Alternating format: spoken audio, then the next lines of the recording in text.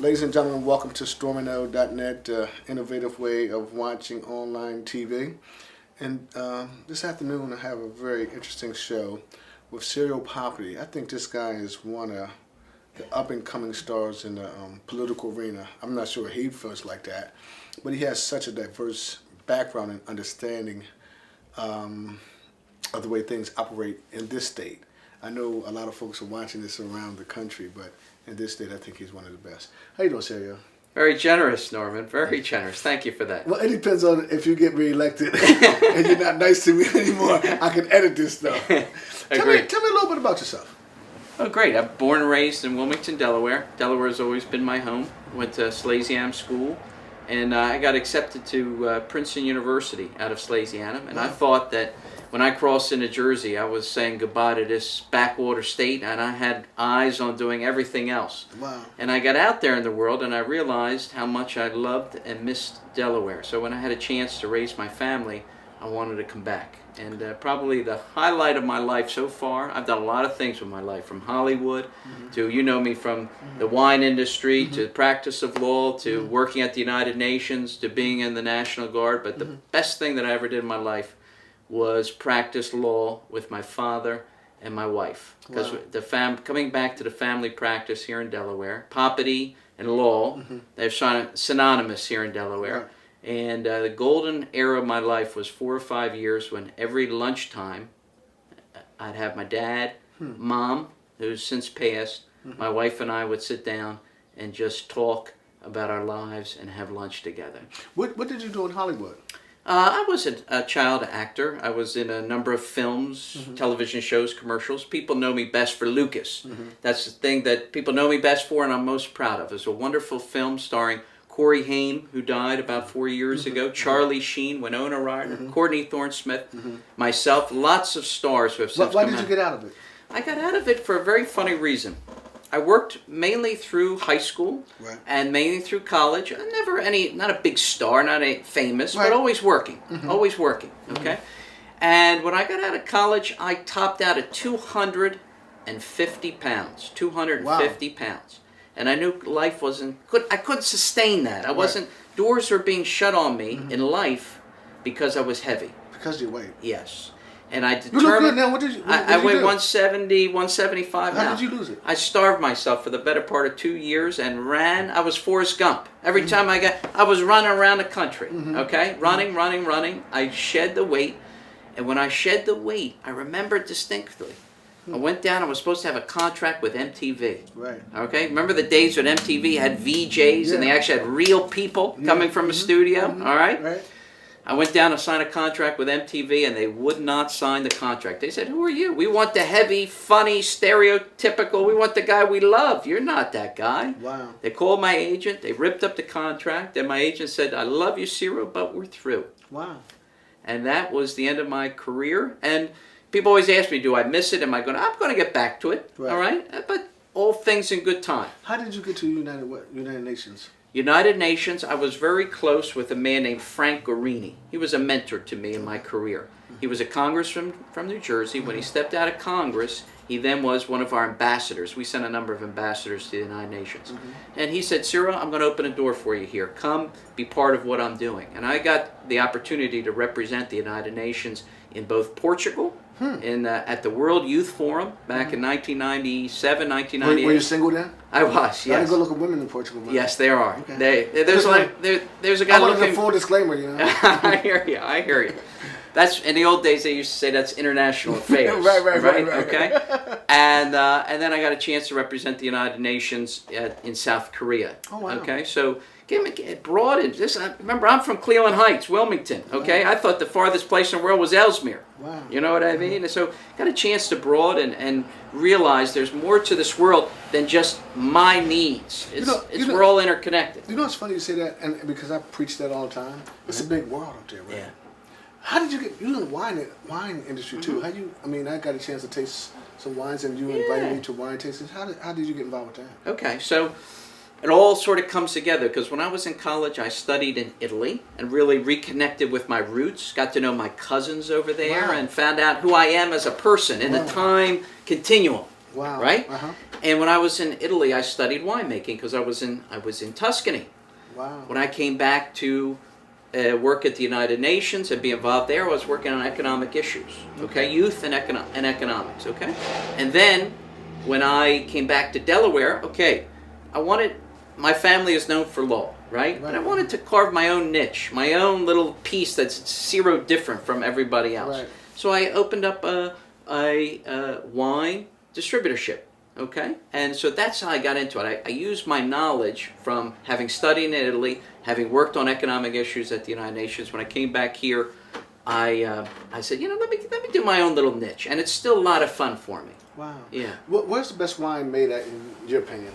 The best wine? And what country you think? Oh, I'm partial to Italy. I mean, that's hands down. Okay, but obviously, well, I'll give you a tip. Is that where most Chianti's from? Yeah, Chianti, right? Yeah, you gotta say you know a thing or two. Yeah, you play like you don't, but you know a thing or two about wine. I'll tell you, America is discovering how wonderful South America is. Chilean, Argentina. Yeah. Okay, and really, we shouldn't forget California. Sometimes we think, because it's American, it can't be any good. But California makes some wonderful wine. I think Napa Valley makes some good wine. Absolutely, absolutely. And I love the Australians. One of my first loves is Australia. I got a chance to go to wine country in Australia. Wow. So I don't want to forget them either. Well, that brings me up to where we at now. What exactly you're doing now? And what office do you hold? And tell me a little bit about the office you're in. Right. So forget all that. What do I do now? Is I'm the Register of Wills for Newcastle County. Now, most people may not know me as the Register of Wills because they're not dead yet. Once you're dead, then you find out all about what I do. Why do I know? All right? Yeah. This is getting a little scary here. I know you a little bit. Okay. So, the area of my law practice was wills and estates, real property. And so becoming the Register of Wills was a natural for me. In fact, in a real world, my father would have been the Register of Wills, but that baton fell to me. And when I was a kid, just before I got into acting and everything, I used to be a runner, a little law clerk, teenager law clerk for my dad. And I used to go into the row offices all the time. And I loved the Register of Wills. It was like a karma, almost like I knew that someday I was going to be here. And to be honest with you, if I never do anything else in politics, everybody's always saying, you're going to go here and do this. If I never do anything else, I'm happy because I love being the Register of Wills. Now, it's not a lot of fun because everybody in my office is upset. They've just lost someone they love. But what reason I love it is because I have the power to make things right. When people die, generally, there's always something wrong. Relatives are fighting. The will doesn't read quite right. There's a problem with the real estate. There's a problem with the bank. They can't do this. They can't do that. They come to me, and I have the authority to make things right. That means that I can affect, through a stroke of my pen, real people's lives like that. Let me say this though, and because we're always candid. This is Stormin O, and nobody's here with you and I. I mean, there's been a lot of chatter. Because I'm also in the political arena. Yes. About you running for higher offices, and I get the whole political spiel about the Register of Wills, but you got inspired to run for a higher office because your talents. Although I understand where you're going, because the Democratic Party in our state is so cluttered. It's like you're going to have to break the mold. You're going to have to take somebody on if you're going to run for something. Do you have that in your belly? I think that would be the key word. Well, I think everybody wonders that, right? Yeah, that's what I'm asking you. Yeah. I asked a good question. Do I have the answer is I definitely have the fire in my belly, and the reason is why? Why? Because I'm interested in economic issues. Okay. All right? And if we don't do something, and this is not a criticism of any person, any party, any individual, but if we don't do something now... Because on this show you don't make excuses. Right, exactly. So just say it. All right.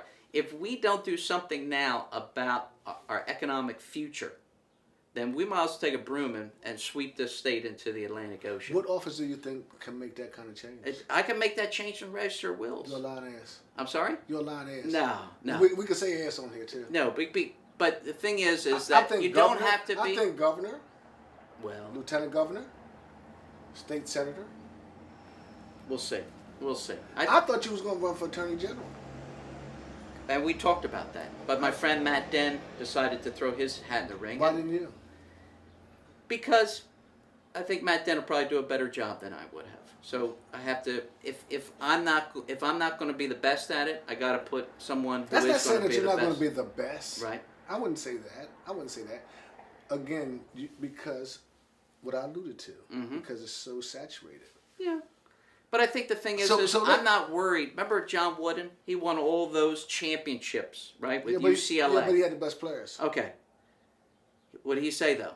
You don't need to worry about everybody else. You don't. He never even scouted the other Why team. would he have to worry about it? And he had Lou Alcindor and All Will right, Walton. well, between you and me, we got the best players. We can get it done. Let's worry about what I'm always worried about. What I'm doing. Is this job the best for me? Am I doing? I'm always worried about my house. I don't need to worry about anybody else's house. And so if a position comes up, you know, governor, lieutenant governor, those are lofty.